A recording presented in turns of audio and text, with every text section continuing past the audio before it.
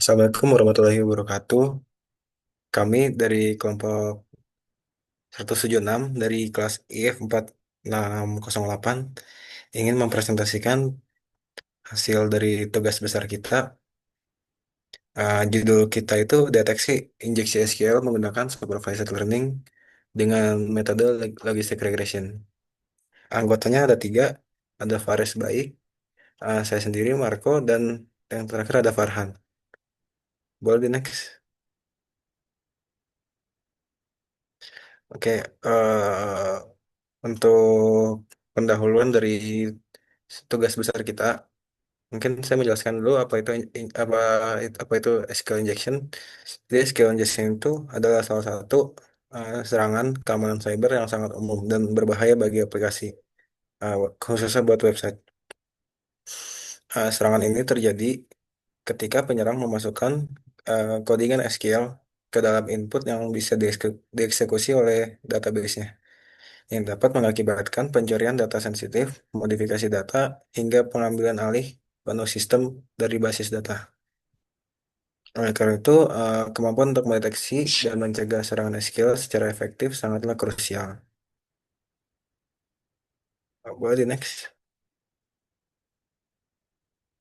Lalu untuk dataset yang kami gunakan itu open source dari Kaggle, SQL dataset, yaitu untuk melatih model klasifikasi yang biner untuk membedakan query SQL normal dan query SQL yang injection.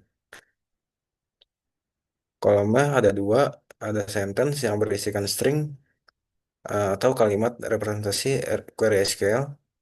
Lalu yang keduanya ada label, yaitu nol atau bisa disebut juga yang normal, dan yang satu itu yang SQL injection. Boleh next. Oke, lalu untuk tahap pertama yang dilakukan adalah preprocessing dan melakukan eksplorasi terhadap datasetnya itu sendiri. Setelah import dan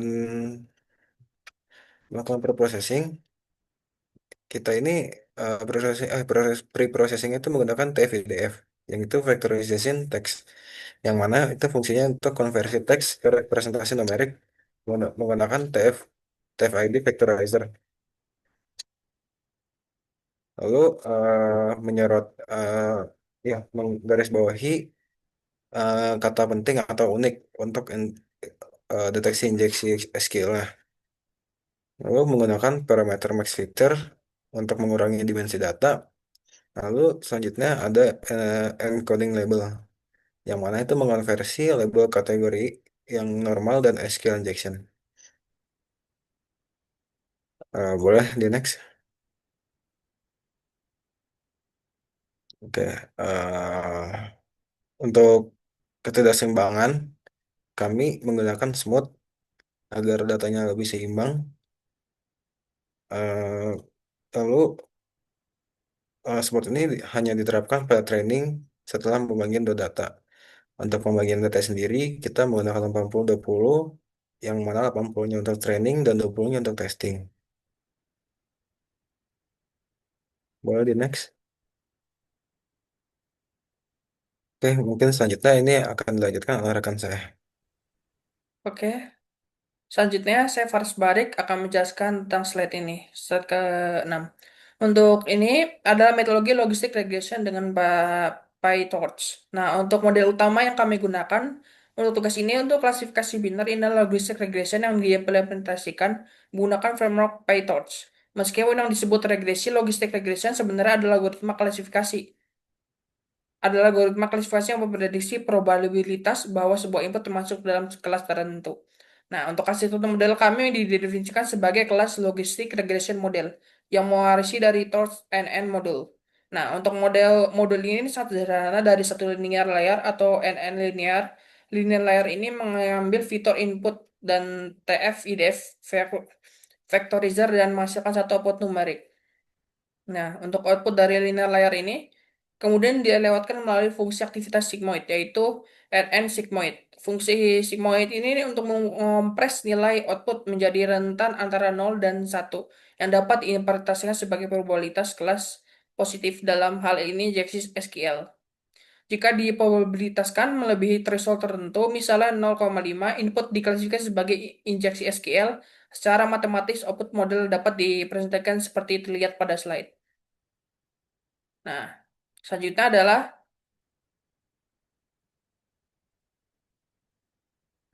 adalah metodologi logistik regression dengan PyTorch, yang itu adalah fungsi loss dan optimizer. Nah, untuk ini nih, untuk tugas klasifikasi binar, kami menggunakan binary cross entropy loss, atau disebutnya BCL loss, atau torch NN BCL loss sebagai fungsi lossnya. Nah, fungsi ini tuh standar efektif mengukur kinerja model klasifikasi yang menghasilkan nilai probabilitas antara 0 dan 1. Nah, setelah itu sebagai optimizer, nah, kami menggunakan ADAM atau Adaptive Moment Estimation, atau disebutnya Torch Optim Adam. Nah, Adam adalah algoritma optimasi adaptif yang menggabungkan keunggulan dari ADA-grad dan RMS-prop yang umumnya menghasilkan konvergensi yang lebih cepat dengan kinerja yang lebih baik. Optimizer bertanggung jawab untuk memperbarui bobot dan bias model berdasarkan gradien yang fungsi loss dengan tujuan meminimalkan loss-nya. Nah, selanjutnya adalah metodologi, yaitu proses pelatihan dan keyword cross-validation. Model ini dilatih selama sejumlah epoch, misalnya 100 epoch, setiap epoch atau 50 epoch. Nah, setiap epoch itu melibatkan literasi melalui training dataset. Nah, dataset pelatihan dipecah menjadi batch kecil menggunakan data loader untuk mengolah memori mempercepat proses pelatihan. Nah, pada setiap batch ini, langkah-langkahnya adalah pertama, diinput dulu data diteruskan melalui model untuk menghasilkan prediksi. Kedua, lossnya dihitung antara prediksi dan label sebenarnya. Nah, ketiga itu gradient dari loss dihitung terhadap parameter model. Nah, keempatnya itu adalah optimizer, memperbarui parameter model menggunakan gradient. Dan kelima, gradient direset untuk iterasi berikutnya selama pelatihan kinerja prediction set untuk mendeteksi overrating dan menyimpan model dengan kinerja terbaik. Nah, untuk evaluasi yang lebih robust, kami mengimplementasikan key vault cross validation. Nah, itu untuk data pasien dibagi menjadi key vault yang sama besar. Misalnya key-nya sama dengan 5 dalam setiap iterasi, satu vault digunakan sebagai validation set. Dan key one vault-nya tuh sisanya digunakan sebagai running set. Proses pelatihan model penanganan smooth ini evaluasi dilakukan untuk setiap vault metrik yang kinerjanya seperti akurasi, presisi, recall, dan F1 score. Dihitung setiap volt atau rata-rata metrik tersebut dilaporkan sebagai kinerja keseluruhan model. Nah, untuk memberikan estimasi kinerja model yang lebih stabil dan tidak terlalu tergantung pada satu pembagian data tersebut atau tertentu. Metodologi ini dirancang untuk memastikan bahwa model logistik regression dilatih secara efektif dan dievaluasi secara kompresif. Nah, selanjutnya adalah hasil hasil analisis atau gambar umumnya. Untuk bagian ini menyajikan menganalisa performa model regresi logistik dengan matriks injeksi SQL-nya. Kami membandingkan hasil dari tiga skema implementasi yang berbeda, yaitu model baseline, eksplorasi model versi 2 atau sebutnya V2, dan eksplorasi model V3 versi 3. Yang penting untuk dicatat dalam setiap skema menggunakan TF-VDF factorization untuk representasi teks dan smooth untuk penanganan ketik keseimbangan kelas. Hasil itu adalah hasil dan analisa model baseline. Untuk ini nih, model baseline ini kami dilatih dievaluasi dengan satu pembagian data training set. Tunggal itu 80% untuk training dan 20% untuk testing. Setelah aplikasi semua pada data training, model ini menunjukkan performa yang luar biasa pada tes-tes metrik evaluasi kunci yang kami peroleh sangat tinggi. Akurasi itu mencapai 0,992 dan presisi untuk skill injection itu sekitar 0,991. Nah, rekalnya untuk scale injection itu sekitar 0,9989. Dan F1 score itu untuk scale injection itu 0,9990. Angka ini mendedikasikan kemampuan untuk model yang sangat efektif dalam mengklasifikasikan query SQL. Nah, conversion metric itu juga menunjukkan jumlah fase negatif atau injeksi SQL yang tidak terdeteksi sangat rendah yang mendekati nol, menekankan keberhasilan model dalam mengidentifikasi ancaman nyata. Namun perlu diingat bahwa validasi tunggal ini berisiko bias mungkin tidak sepenuhnya mencerminkan generasi model untuk data yang belum pernah dilihat, terutama pembagian data kebetulan yang menguntungkan. Nah, selanjutnya akan dijelaskan oleh teman saya, Farhan Alvan. Silakan,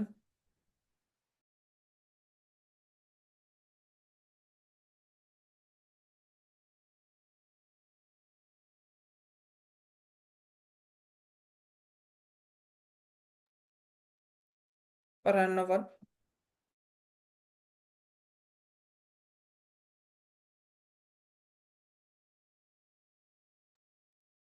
Mungkin boleh Fares share screen codingan dulu sebelum masuk ke bagian Farhan.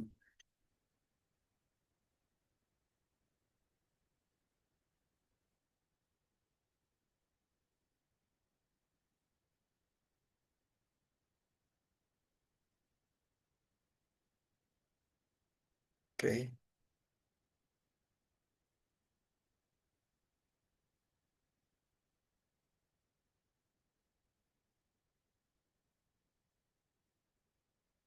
Nah, oke, di sini saya yang menjalankan untuk model baseline-nya. Oke, ini ada bagian import-import pertama, library yang dibutuhkan untuk penelitian ini. Boleh di scroll lagi. Wow, ini untuk import dataset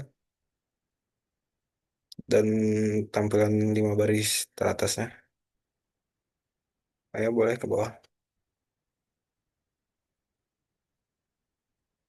Nah, untuk distribusinya eh, terdapat 19.537 yang bukan SQL injection dan ada 11.382 yang merupakan SQL injection. Boleh di next ke bawah lagi. Ini merupakan tahap preprocessing mengubah data numerik menjadi label yang lebih mudah dibaca. Boleh di scroll. Ini merupakan visualisasi dari datasetnya dari yang eh, SQL injection dan yang bukan. Boleh di next. Ini distribusi kelasnya 60 banding 30. Ini boleh. Ini masuk pre-processing menggunakan TF-IDF dan label encoding. Kita mengonversikan si text query menggunakan TF-IDF dengan apa ya, dikonversikan pokoknya. Lalu setelah itu masuk ke label encoding untuk si kolom label. Ayo, boleh di next. Nah, ini pembagian datanya dibagi 80-20, yang mana 80 itu testing dan 20-nya 80 training, yang mana 20-nya testing. Buat the next. Ini penggunaan dari metode logistik regressionnya dengan PyTorch-nya. Boleh the next lagi. Nah, ini logistik regression, masih logistik regression dengan cutoff-nya. Dengan menggunakan 10 cutoff-nya itu. Dan parameter yang saya gunakan untuk model baseline ini, epochnya 50, learning rate-nya 0,0001, dan batch size-nya adalah 32. Gue masuk ke training setelah itu. Ya, terus menggunakan smooth, terus ke hasilnya saja.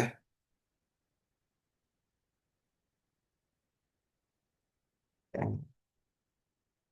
Oke, untuk hasilnya kurang lebih dirata-ratakan itu 96% untuk akurasinya. Mm-mm. Terus next. Oh, ini rata-rata buat loss-nya. Boleh di bawah lagi. Nah, ini turun, menurun. Dan akurasinya menaik. Walaupun ada sedikit penurunannya. Tapi akhirnya masih naik. Oke, boleh next. lagi terus masuk ke testing. Ini merupakan bagian testingnya yang mana akurasinya, boleh scroll ke atas sedikit. Nah, akurasinya mendapatkan 96% dan lossnya 0,1. F1 score-nya 0,96. Dan untuk model seperti ini sudah terbang cukup bagus. Mungkin selanjutnya bisa lanjutkan ke V2 dan V3 di bagian parameter saja ya. Boleh, Faris, silakan. Oke, di sini saya akan menjelaskan untuk bagian dengan SQL dengan logistic regression V2 yang ini nih dari saya. Semuanya rata-rata sama kecuali di bagian.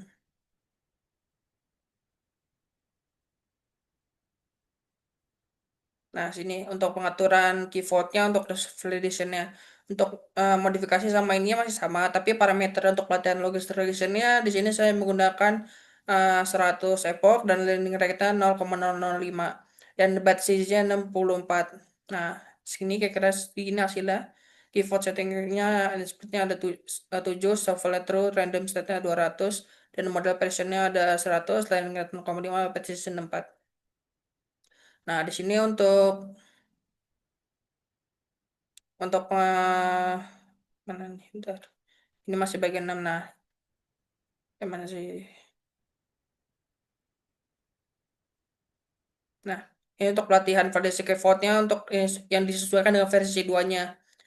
Kayak seperti ini untuk menerapkan mode-nya untuk validasi V2-nya, versi 2-nya, data raw data untuk pelatihan dan optimasi lain-lainnya. Kira-kira hasilnya untuk itu adalah ini. Hasilnya tuh kira-kira kalau dirata-ratain semua dari volt 1 sampai volt 7.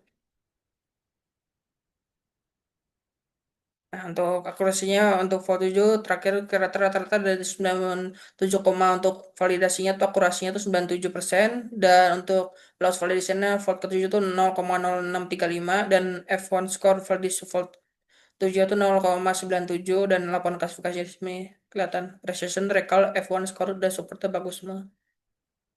Nah, ini untuk label prediksinya rata-rata training loss-nya dari atas ke bawah, berarti training loss-nya dari tinggi ke rendah. Nah, ini untuk rata-rata training akurasi per epoch crossover-nya sebanyak 100 ini nih dari rendah terus ke tinggi, berarti rata-rata training akurasi dari rendah ke bagus ke tinggi.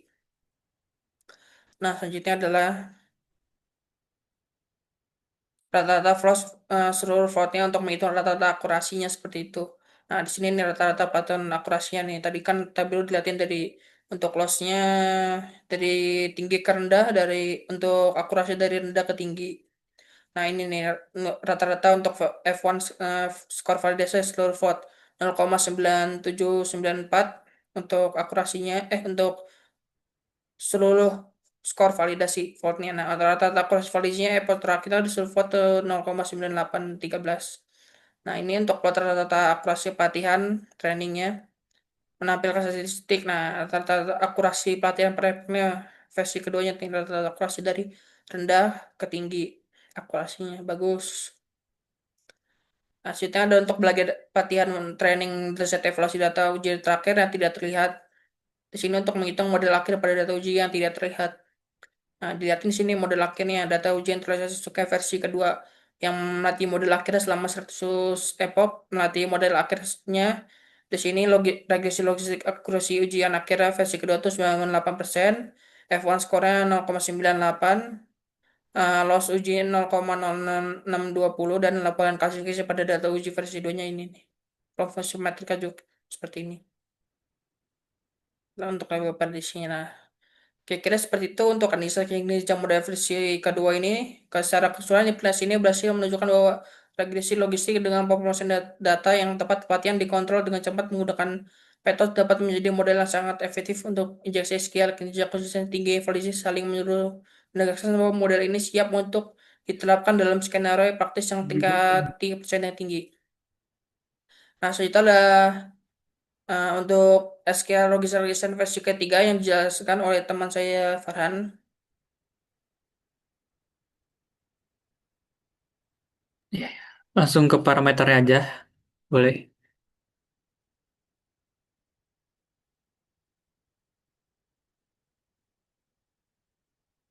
Nah, di versi 3 ini saya menggunakan Epoch ditingkatkan lagi menjadi 150, landing rate-nya menjadi 0,00025, batch size-nya 128. Boleh langsung ke hasilnya aja, di rata-ratanya.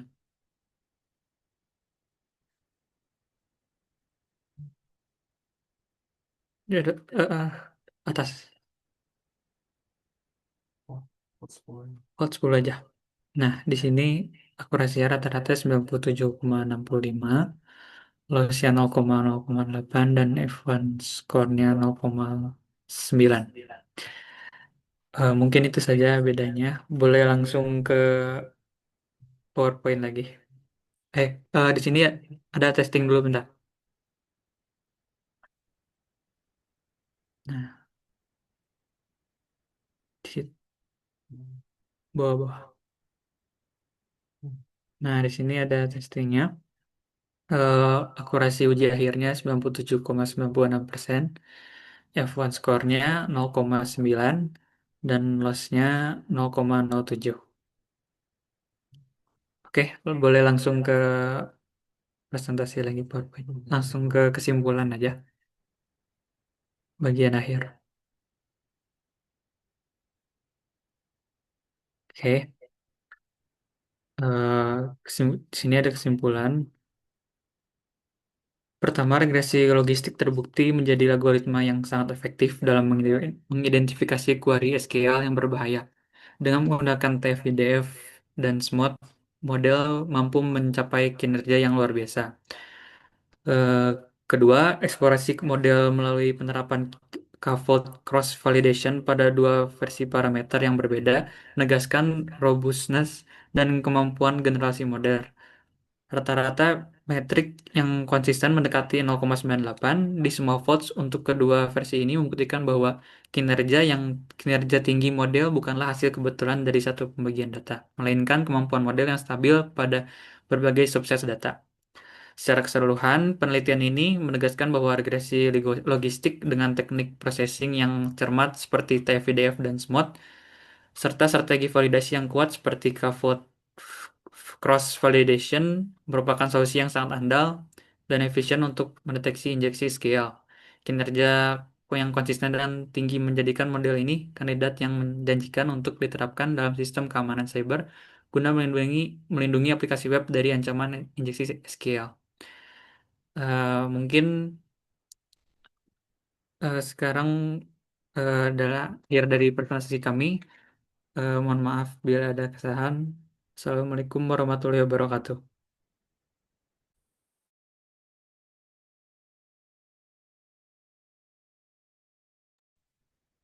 Chris,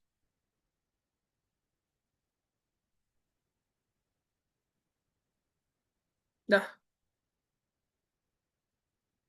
ada yang mau tambahin? Beres, di stop dulu recorder. Udah selesai, udah uninstop.